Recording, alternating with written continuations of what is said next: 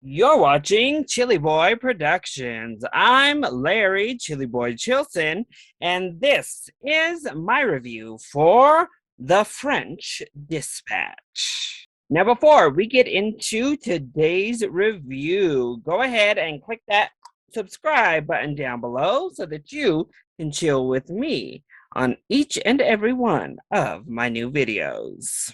French Dispatch is a 2021 comedy from director Wes Anderson that chronicles a series of stories after the editor-in-chief and creator of a famed newspaper passes away.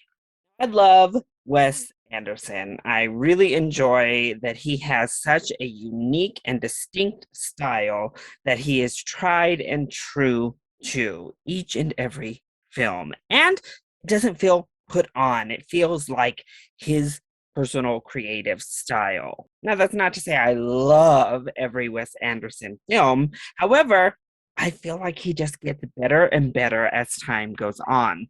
Plus, we had this all-star cast. That trailer looked amazing, so I could not wait for The French Dispatch. Ultimately, though, I was a little bit underwhelmed, if I'm being honest. Not to say that the film is bad by any means. However, it definitely falls short of great.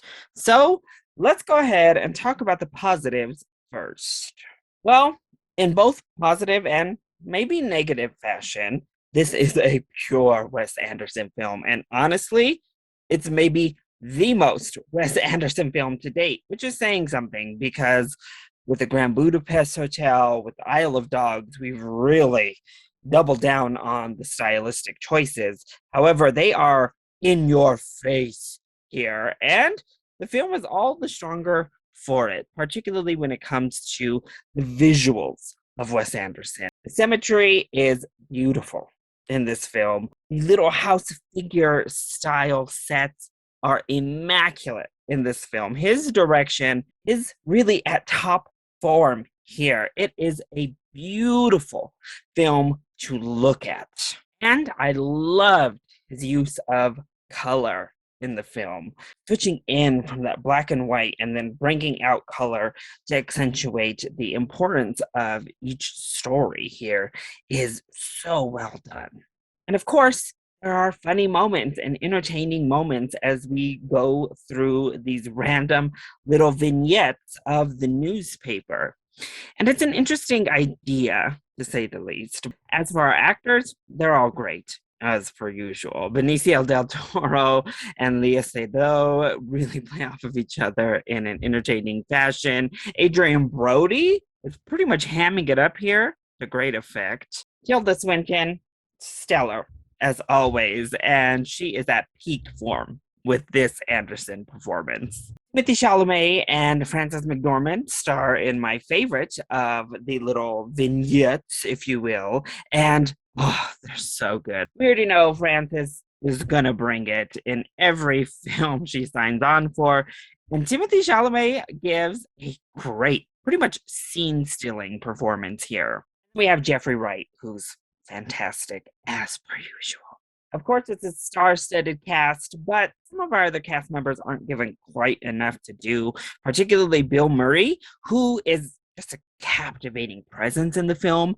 I just wish he had a little bit more. But there's no weak link when it comes to the acting. Everybody understands the assignment and they deliver just that. And I love the original score, specifically because each of the vignettes and our main storyline all have different musical stylings, they all have different themes going throughout, and they have distinct characters for the music, and I really enjoyed that.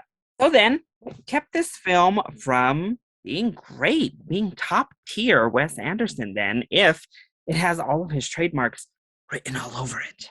Well, the script and story style didn't quite work for me. And honestly, it really disrupts the entire film. My opinion, the most interesting story is the newspaper, the story of that French Dispatch. Our main storyline, which is so underdeveloped that it's not strong enough to hold all of these little articles together. Instead, I wish we had stayed there and focused on that and maybe gone into short vignettes of these writers as they're trying to write their articles or pitch their articles. We get little moments outside in these stories. Instead, that's where we spend 90% of our runtime is inside of the article stories. And they worked to varying degrees. I didn't really care about Owen Wilson's particularly.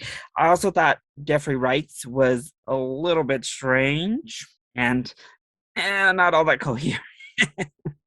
but each but we don't really care about these characters, and that's a big problem when your characters are this eccentric and weird and you have this really wordy kind of roundabout writing style of dialogue. Whereas in the past we have this very intriguing story and these really endearing characters in these Wes Anderson films. Here there's no real story, there's no real need to attach to any of them, so you're just left with a bunch of little short films put together. And honestly, if your mind doesn't start to wander, I applaud you. No matter how interesting the writing can get, it also feels overly stylized and convoluted to get to rather mundane points. That's where I just was left. This is a fun film to look at.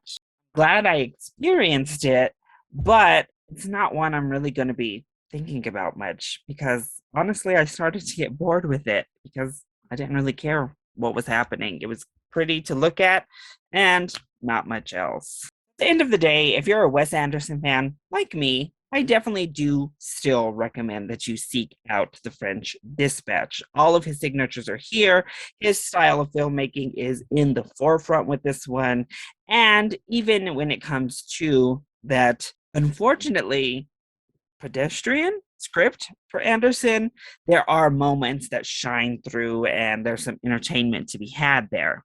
But if you're not a Wes Anderson fan, I don't think that this is very accessible. I just think it is too stylized across the board without anything to really grab onto. So if you're not a Wes Anderson fan, honestly, I would say you can probably just skip this altogether.